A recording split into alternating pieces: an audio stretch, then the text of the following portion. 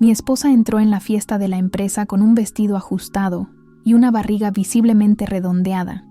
y detrás de ella venía su asistente personal, con ese aire de superioridad, como si hubiera ganado alguna competición absurda. Y bastó con que ella anunciara en voz alta que estaba embarazada de su hijo para que todas las miradas se volvieran hacia mí, esperando mi reacción, como si fuera un espectáculo, como si fuera a perder los estribos o a suplicarle que se arrepintiera, pero solo me reí, una risa corta y seca, porque en ese momento, en ese salón abarrotado, con sonrisas falsas y cuchicheos venenosos, me di cuenta de lo mucho que todos me habían subestimado, lo mucho que pensaban que yo era solo el marido, que había tenido la suerte de casarse con una de las herederas de la familia Becker, y que todo lo que tenía era gracias a ellos, como si mi esfuerzo, mis noches sin dormir, mi arduo trabajo, todo eso no tuviera ningún valor. Y Nicole, la mujer con la que compartí 4 años de matrimonio, dijo delante de todo el mundo que, aunque seguía siendo mi esposa legalmente, el hijo que esperaba era de Cayo, su asistente, y que ese niño sería el único que tendría, y que él cuidaría de mí cuando envejeciera, como si fuera una broma, cruel, como si yo fuera un inválido al que toleraba por caridad. Y luego, con ese aire de superioridad, añadió que debería estar agradecido, porque sin su familia no sería nada, que solo estaba vivo y alimentado gracias a ellos. Y fue en ese momento cuando dejé de reírme por dentro y sonreí por fuera, una sonrisa tranquila, casi divertida, y solo respondí que entonces ella y los Becker podían despedirse de la empresa, lo que provocó una oleada de reacciones, y Cayo se acercó riendo, diciendo que estaba mintiendo, que todo lo que tenía era gracias a los Becker, que yo no era nada sin ellos. Y Nicole también se rió, diciendo que incluso sus padres habían decidido dejarme en el cargo de director hasta que muriera trabajando para ellos, pero que ahora pensaban que Cayo podía hacer un mejor trabajo, y entonces anunció el divorcio, con frialdad, diciendo que debía irme de la empresa y que, como habíamos firmado un contrato prenupcial, me iría con las manos vacías, sin ni siquiera un cepillo de dientes. Y miré a sus padres, que mantenían la mirada baja, pero la vergüenza en sus rostros era evidente. Nadie allí se puso de mi lado. Nadie hizo un solo gesto de solidaridad, porque en la mente de todos yo era solo el marido que vivía a costa de su esposa, un peso, alguien a quien toleraban, incluso después de haber convertido la pequeña empresa familiar en una compañía que cotizaba en bolsa, incluso después de todo lo que hice para expandir, reestructurar y modernizar el negocio, incluso después de que Nicole me pidiera pasar 2 años fuera estudiando, y yo aceptara, confiando en ella, incluso después de que ella regresara embarazada de otro, y me echara todo en cara como si fuera un favor. Incluso después de todo eso, nadie alzó la voz por mí,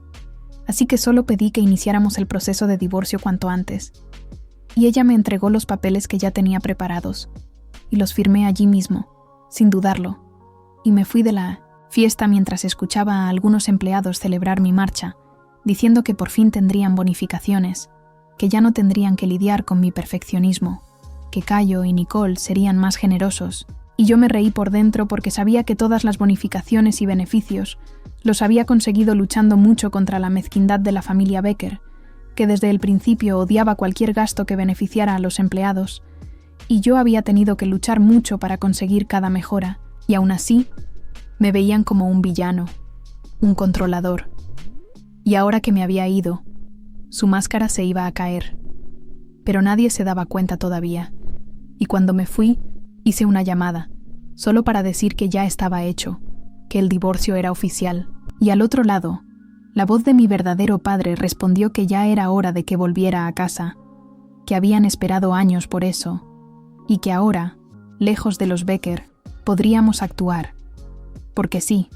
años atrás, mis padres biológicos me encontraron, me revelaron que yo era hijo del empresario Reinaldo Costa, y que tenía un imperio esperándome. Pero en ese momento todavía amaba a Nicole y rechacé la propuesta. Pero después de que mis padres me mostraron fotos de ella con Cayo en viajes, por el mundo, en situaciones íntimas, me di cuenta de que todo era mentira. Y aún así seguí allí, trabajando, esperando que ella volviera conmigo, incluso sabiendo, incluso sintiendo que no volvería. Y fue entonces cuando decidí que, si algún día me traicionaba oficialmente, estaría preparado. Y ese día había llegado. Así que me fui de la fiesta. Me metí en el coche que mi padre había enviado, con Lauren, su asistente, que me recibió con una sonrisa profesional, sin ironía, sin juzgarme, y me senté en el asiento trasero sin decir una palabra. Y cuando pasamos por la entrada del salón, Nicole apareció con Caio a su lado y se burló,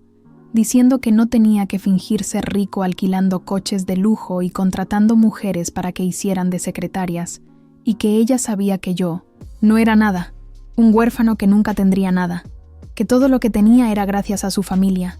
y que ahora me iba a pudrir solo. Y yo solo la miré con una sonrisa tranquila,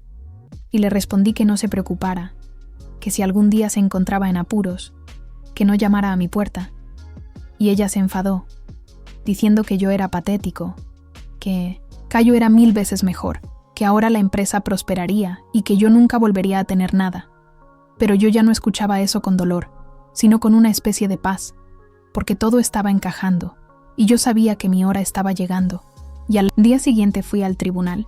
y allí estaba Nicole de la mano de Caio, derrochando confianza en sí misma, diciendo que él había cerrado un contrato increíble, y que la empresa despegaría sin mí. Y yo solo sonreí porque sabía que ese contrato era una trampa, que los plazos eran imposibles, que las cláusulas punitivas serían fatales si algo salía mal, y que Caio, por arrogancia e ignorancia, había firmado eso sin entender nada. Y cuando salimos del juzgado, ella se casó con él inmediatamente, allí mismo, como si quisiera restregarme en la cara su nueva vida. Y cuando salían con la licencia de matrimonio, Nicole se empeñó en mostrarme el documento y llamarme fracasado, diciendo que nunca conseguiría un trabajo decente. Y Caio gritó desde lejos que todos los empleados estaban aliviados con mi salida, que yo era solo palabrería, que nadie me echaba de menos. Y yo solo me metí en el coche con Lauren y me fui. Pero cuando Nicole vio el coche, intentó decir que yo estaba fingiendo ser alguien que no era, que había alquilado ese vehículo para impresionar y que pronto estaría pidiendo comida en la calle. Pero no dije nada, solo me reí. Y ella se enfadó, gritando que Drew, quiero decir, Caio, era mejor en todo, que yo era un inútil. Pero esas palabras ya no me afectaban, así que me fui y volví con mi verdadera familia, donde mis padres me recibieron con orgullo y anunciaron que era hora de que ocupara mi lugar, y en poco tiempo ya estaba al frente de Costa Corp, reestructurando lo que era necesario, expandiéndome con la libertad que nunca había tenido, y cuando menos lo esperaba, Nicole me llamó, desesperada, pidiendo ayuda, diciendo que el contrato se estaba derrumbando, que los proveedores se estaban retirando, que los empleados estaban entrando en pánico y que Caio no sabía qué hacer. Y le dije que ya no era mi problema y colgué. Y Lauren estaba allí, como siempre, discreta, eficiente, presente, sin exigir nada. Y poco a poco me di cuenta de que no era solo una asistente, leal, sino alguien que me veía de verdad, alguien que siempre me respetó por lo que era. Y un día, cuando estalló la crisis de los Becker, cuando los periódicos comenzaron a publicar la vertiginosa caída de la empresa, cuando Caio fue filmado gritando y exigiendo que se falsificaran las cifras, cuando Nicole fue acusada de encubrirlo todo y perdió el control de la situación, ella apareció en mi empresa, pidiendo hablar conmigo, sin arrogancia, sin maquillaje de guerra, solo como alguien que finalmente había entendido lo que había perdido, y me pidió que la salvara, que salvara la empresa. Y yo le dije que no, lo haría, pero que lo compraría todo, con mis condiciones, y que ella solo tendría que firmar. Y ella dudó, pero firmó. Y así, el imperio que ayudé a construir y del que fui expulsado,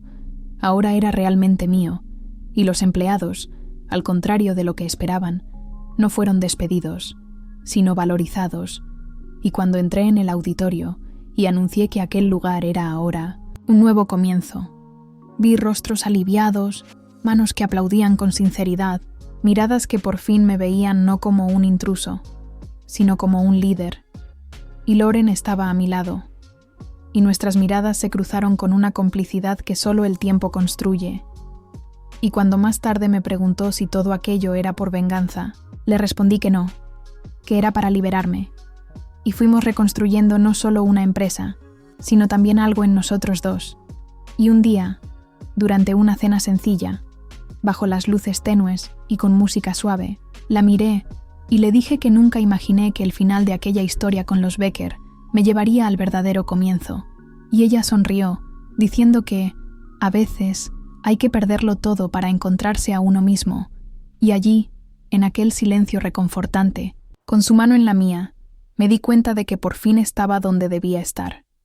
No porque alguien me hubiera puesto allí, sino porque había conquistado cada paso, cada pedazo, con trabajo, con dolor, con valentía, y que, a pesar de todo, o precisamente por todo, estaba listo para empezar de nuevo, con ella a mi lado.